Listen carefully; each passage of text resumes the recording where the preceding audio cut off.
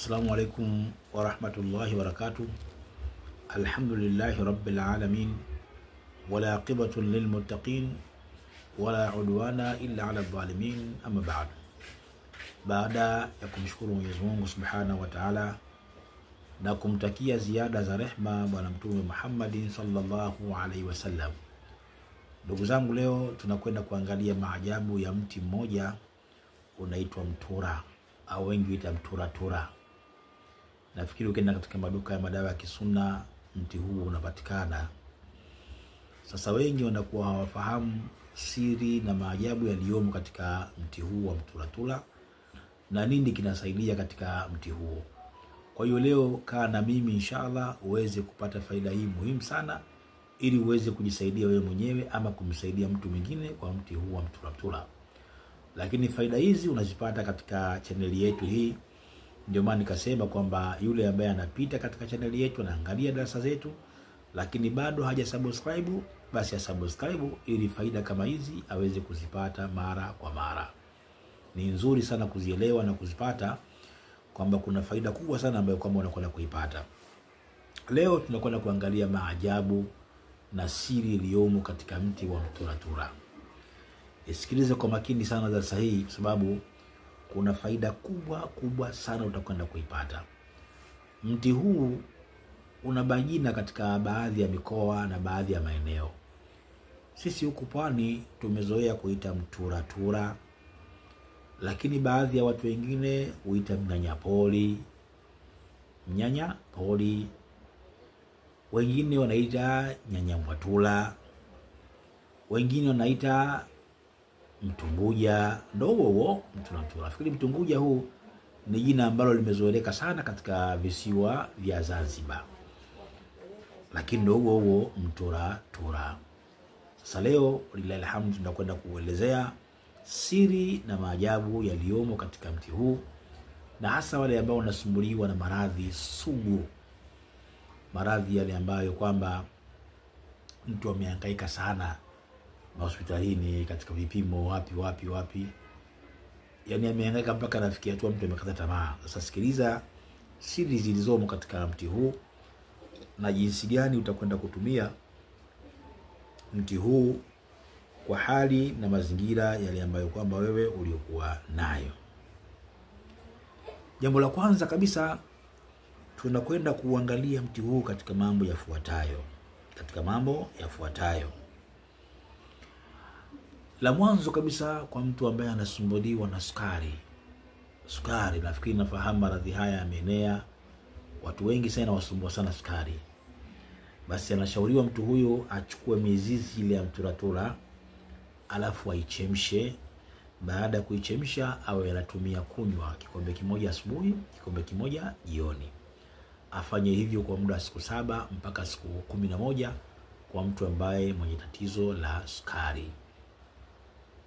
Ni muhimu sana hii. Licha dawa zingine ambazo wanazotumia, ukienda kutumia na hii inakuwa ni mujarab sana. Lakini ile mizizi ukiipata, kabla kuichemsha kwanza ikaushe walau ikauke kidogo, nyefuka kidogo. Baada hapo ndio utakwenda kuichemsha. Na ukisha kuchemsha tayari, ukinywa ile maji yake, ile mizizi ya chemna mle kwenye sufuria, alafu utazimbua maji mengine, utakwenda utachemsha tena. Bi maana kwamba zile siku 7 utazokwenda kutumia ama siku 11 utaanza kutumia, hautatumia mizizi mingine mipya, ni ile utakuwa kazi yako ni kuchemsha. Baada ya kuchemsha unakunywa. Ukishakunywa unaiacha ile mizizi katika kile chombo, baadaye unachemsha tena. Utafanya hivyo kwa muda wa siku 7 ama siku 11 kwa mtu mwenye shida ya sukari. Lakini kwa wale ambao wanasumbuliwa na virusi, nafikiri hapa mnaelewa na kusudia nini. Kuna baadhi ya watu wana virusi vinawasumbua muda mrefu sana, virus. Mtu mwenye hali kama hiyo vile na yeye anachemsha mizizi hiyo, alafu atakuwa anakunywa kila siku kikombe kimoja, na atakunywa muda wa jioni. Lakini huyu anashauriwa akishakula hii mzizi wa mtura, akishachemsha akishakunywa, basi achukue na yale majani ya mtura awe anatafuna, alafu yale majani awe anatema mate yale yawe anameza ya ule mti wa mtura. Hii ni siri namba 2 katika zile siri zilizomo katika mti wa mtura. Lakini kadhalika vile vile kwa mwanamke ambaye mwenye tatizo la kuporomosha mimba, yani kuna baadhi ya wanawake kila kishika ujauzito wa haufiki mbali unaharibika, ama inakwenda pengine kabla hajakomaa inashuka, na yeye vile vile atakiwa achukue mizizi hii ya mtura aichemshe. Baada ya kuichemsha atakuwa anakunywa, lakini huyu anashauriwa atumie baada kuona tayari dalili zile za ujauzito, ndio anaweza kaanza kutumia, na atatumia kwa muda wa siku takriban 7 mpaka siku 11 kwa mtu mwenye shida na tatizo kama hilo. Lakini atumie wakati tayari ameshaanza kuona dalili za ujauzito, atakwenda kutumia mzizi huo. Hii ni siri na maajabu namba 3 katika mti wa mtura. Lakini kwa yule ambaye anasumbuliwa na homa za mara kwa mara, yani kuna baadhi ya watu anakwenda hospitali, anapata dawa, anapata tiba, lakini hamalizi mwezi mmoja, hamalizi miezi miwili, homa za mara kwa mara zinamsumbua. Mtu anabadilika, anadhoofika, anakonda, aende akatumie majani yale ya mtura. Atachukua yale majani, atayatwanga, alafu baadaye achanganye na maji, ile juisi yake awe anakunywa aje kwa siku mara 2. Atafanya hivyo kwa muda wa siku 14. Ama yule ambaye anasumbuliwa na kikohozi, kuna mtu ana kikohozi kile kikavu kabisa, kinamsumbua, mwingine anakohoa mpaka mwingine atoa damu, mwingine anakohoa mpaka anapata maumivu kabisa huko, basi anachukua ile mizizi ya mtura kwanza, anaikausha. Ikisha kauka vizuri kabisa, atakwenda ataitwanga ili apate ule unga wake, alafu ule unga wa mtura achanganye na unga wa habati sauda. Atakuwa anakunywa na maziwa kwa muda wa siku 21. Akifanya hivyo, lillahi alhamdu, maradhi hayo, kifua hicho kinakuwa kinaondoka biidhnillah taala. Ama yule ambaye anasumbuliwa na ganzi katika mwili wake, kuna baadhi ya watu wana ganzi katika mwili wao, yani mtu ganzi ya mara kwa mara inamsumbua, ama anasumbuliwa na kiuno muda mwingine.